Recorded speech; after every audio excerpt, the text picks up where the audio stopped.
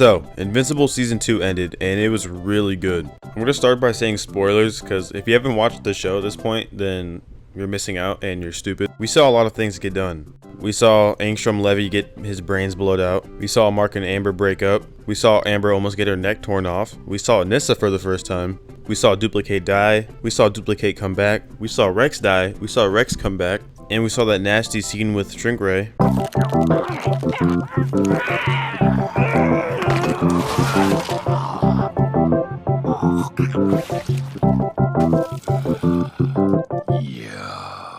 Overall, the season's pretty good, but obviously not as good as season 1. But the season is a very good setup season. I saw another video doing this, predicting what's going to happen in the next season for Invincible, and I wanted to try it on my own. Now, the problem with season 3 is that there's a lot of mix-up with the issues in the comics. First, I want to talk about all the problems that need to be solved in season 3. Alright, I'm going to try to speedrun these. Here we go. Number 1, Oliver can fly at this point in the series, and the last time we saw him in the show, he was a baby, so that needs to be fixed. I don't know if they're going to make it where there's like a time jump or something, but something needs to happen.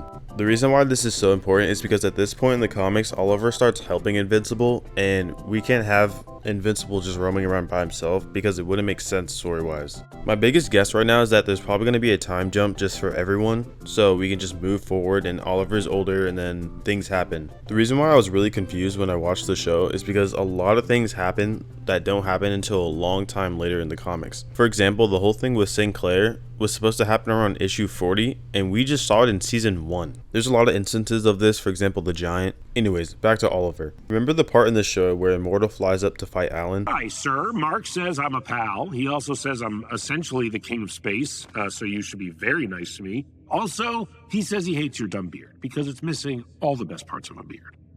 These parts. It's weird because at this point in the comics, Oliver already starts playing with Invincible and he's like flying around, talking, having full conversations. So they need to find some way to weave Oliver's age into the story unless they have some different plan for him. Alright, now let's talk about the fun part, Adam Eve.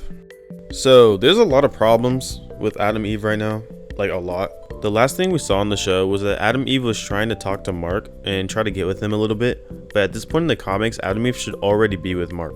Because at this point, Adam Eve and Mark have already been talking for a while because Mark broke up with Amber a long time ago in the comics.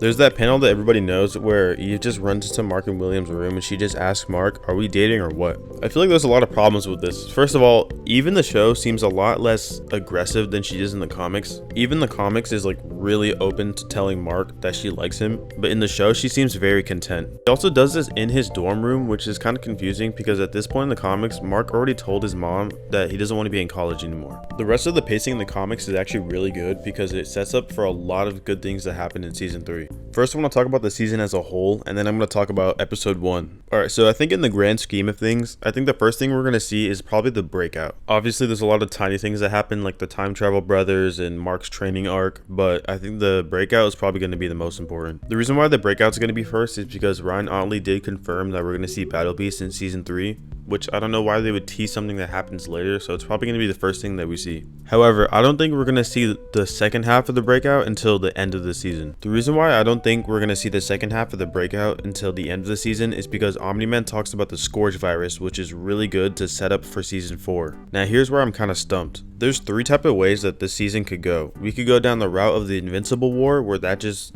creates a whole mess. We could probably see Conquest early, which is a whole nother mess. Or we could go down the route where Mark fights Cecil about Darkwing, and that's another mess. I honestly don't think we're going to see Conquest until the end of the season, or maybe even season 4, just because Mark is already with Eve at that point, and Conquest uses Eve to get to Mark. I mean, I could be wrong, it could happen, I think it's going to be really hard to make it happen. Although my bets are that the first thing that's going to happen is that we're going to see Doc Seismic come back, and then we're going to see the thing with Darkwing, and then we're going to see Mark lose his shit and attack Darkwing and call him a murderer. I am kind of sad because I don't think there's enough room to fit Invincible War in this season, and it's I really wanted to see it, but I do think they're going to start teasing Angstrom Levy coming back with the cameras that he had spying on Mark. I think that's definitely something we might see. If I had to put money on it, I think we're for sure going to see Powerplex, because Powerplex is very traumatizing for Mark, and he's going to say a lot about how Mark is feeling and about his mental state. We're definitely going to see Doc Seismic. We're definitely going to see Angstrom Levy come back and start the Invincible Army,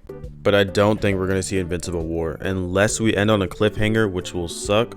but I do think it is possible that this season will have a cliffhanger. Now for the episode 1 prediction. I think the first part of this episode is definitely going to be about Mark and his mom. I think first we're going to see Mark train on that super cool magnet bench press. And then I'm hoping we get to see that speech that Mark gives about his dad. That way it can show that Mark is recovering, and then we can maybe get a time jump during that time frame.